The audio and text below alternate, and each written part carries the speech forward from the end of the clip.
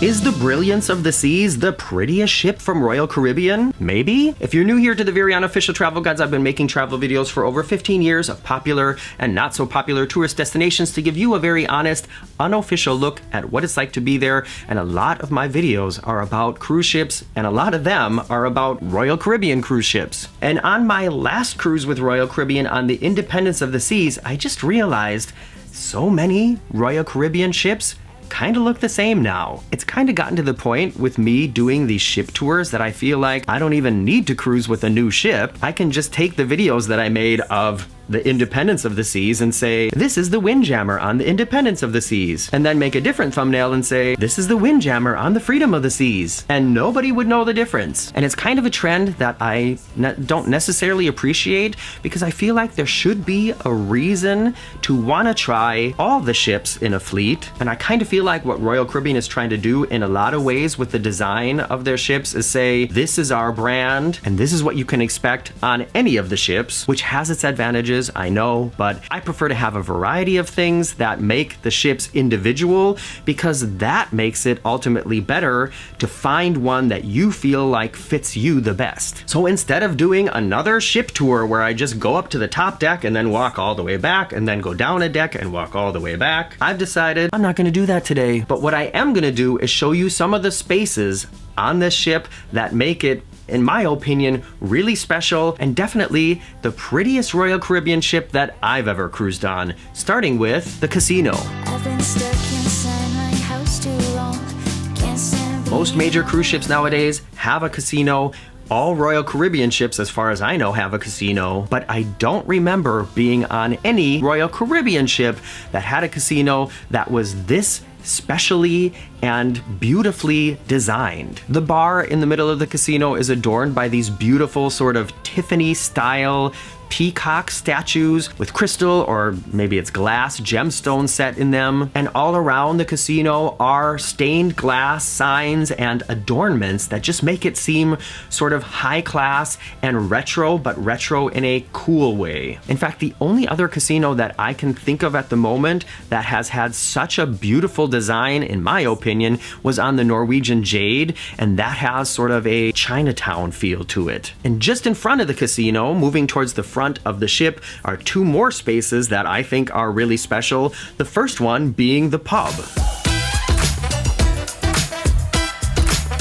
Yes, also, many Royal Caribbean ships have some kind of Irish, English, pub-style bar, but I especially like this one with its open air sort of feeling on one side where you can look in as if you're looking through a pub window. And not only is there a nice open room where you can sit and have a pint, listen to somebody playing the guitar and singing songs, there's also a dartboard and some more secluded areas where you can be a little bit separated from the action. And just look at the theming elements here. I guess that's what I want to call a lot of what I'm going to be talking about in this video, theming. It's not just a bar with dark wood and a sign that says pub. Like if you've ever been to a pub in England or Ireland, you just can recognize this space as a pub even if the sign didn't say pub. By the way, I was interested if these cupboards open, and they don't. And just outside of the port side entrance to the pub is another thing that I thought was kind of special, and that is this ship has a tiny little dedicated movie theater.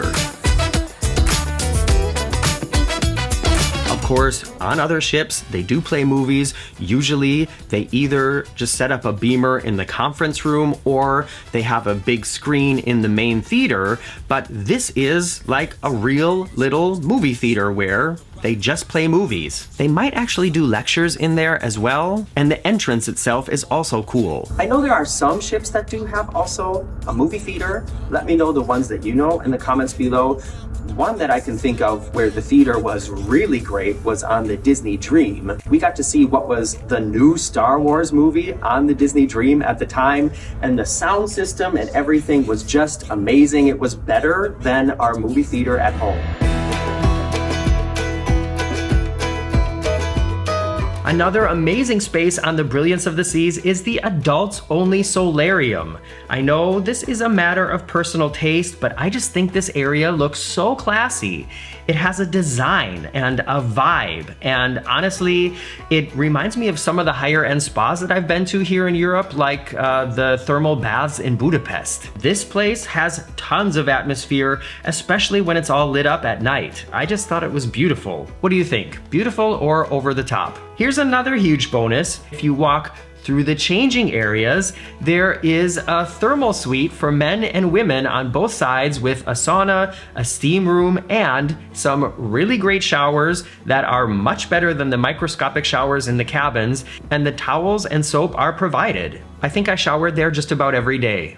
And now we're gonna go towards the back of the ship and show you this whole section that I just really think is neat. Can you tell I'm 50 now? I just said neat. Let me try that again. And now we're gonna go towards the back of the ship where the vibe is like the T. Okay, Hunty? There, now I seem young and cool again, don't I? But before I do that, if you've enjoyed this video so far, please consider subscribing if you haven't done it yet. I have literally thousands of videos on this channel now about traveling and cruise ships. And if you're one of the people who like to read when you travel, you might wanna check out my book. It's called Getting Stitches on a Cruise Ship. It tells a little bit about my life before I started making videos full-time and includes 10 stories of things that have actually happened to me or that I've actually seen while traveling around the world, including when God told me to make YouTube videos. Sounds dramatic, but read the story and tell me how you would explain it. If you're interested and want to help me out a little bit, it's available on Amazon.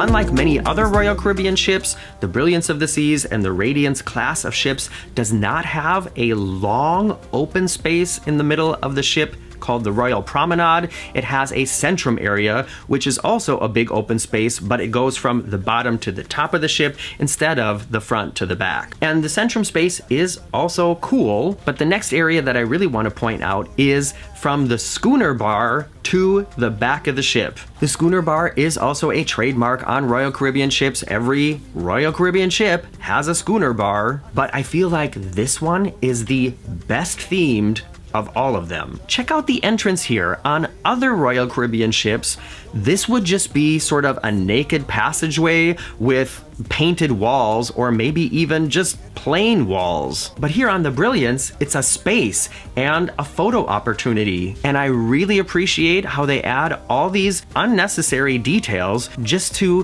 fit the theme of this being a ship, a nautical journey that you're on. In fact, the compass inside this wheel area is actually a working compass. I checked it with the compass in my iPhone and it really works. And you know, I'm a big fan of theme parks. I love the Disney parks and Universal parks. Made enough videos about those here on the channel. And so I really appreciate the addition of all this theming to just tell the story. And yeah, on other Royal Caribbean ships, you do see theming in the Schooner Bar, but on the other ships, it seems like the bare minimum that you need to tell the story. And here, it seems like an exorbitant amount, and I love it. Also, a lot of the Schooner Bars are completely inside the ship, and this one has a huge panoramic view of the ocean. And I mean, if you're on a ship, sometimes you like to be reminded that you're on a ship. So the Schooner Bar is also a great place to hang out in the afternoon,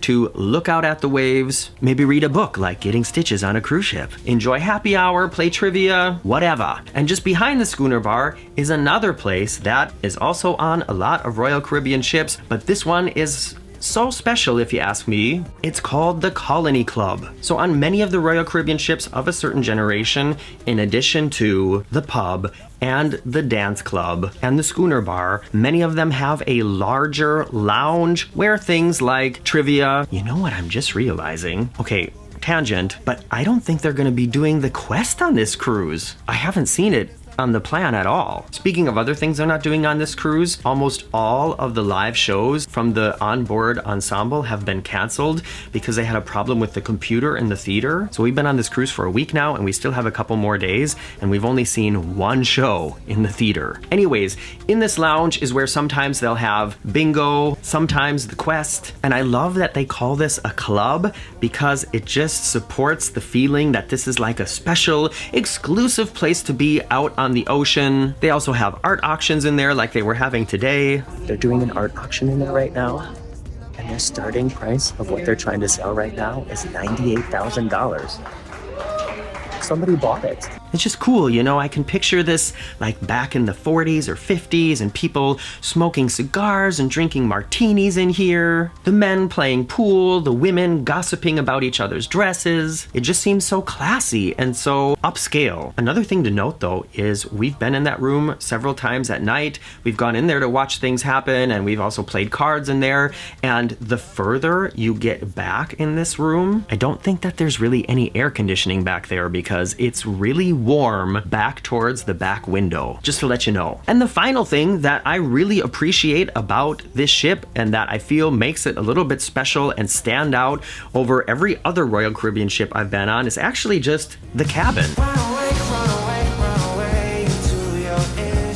Many Royal Caribbean ships, like I said, the cabins, they all look the same. They have this same sort of color scheme that looks very Ikea. It looks kind of generic, and this sounds so critical, but I just feel like it looks kind of cheap. And this cabin has something about it that seems quite classy. It has to do with the darker wood tones and the two-tone wood accent, the darker colors of the backboard and the sofa, and the design of the table and chair as well. So altogether, I think you can tell I've really enjoyed the design of the ship, and I have to say, I guess a special thank you to Jason Simmons, or is it Simons? This dude has been pestering me for, let me say that again. This dude has kindly been encouraging me for years to experience a Radiance Class ship, and thank you, Jason. You're right. I love it. I do kind of miss having a water park. It would have been nice for the Hawaiian section of the cruise because it was hot and sunny. And you know, I do love my water slides. They do have a small water slide on this ship, but it's actually more of just kind of like a large kiddie slide. And I don't think as an adult I would feel comfortable going back there without a kid to slide down it. But altogether, I have really enjoyed this ship. I've enjoyed this cruise, and you know, there's gonna be so many other videos coming from this experience. So like I said, make sure you're subscribed. And even if you are subscribed, YouTube is weird sometimes. So if you wanna see more of this series, make sure you just sort of check back to the channel every now and then because YouTube might not be suggesting my videos to you at the moment. Thanks for hanging out with me on the ship today on this cloudy, rocky, rolly day. And I hope to see you back here soon on the Very Unofficial Travel Guides. Bye-bye.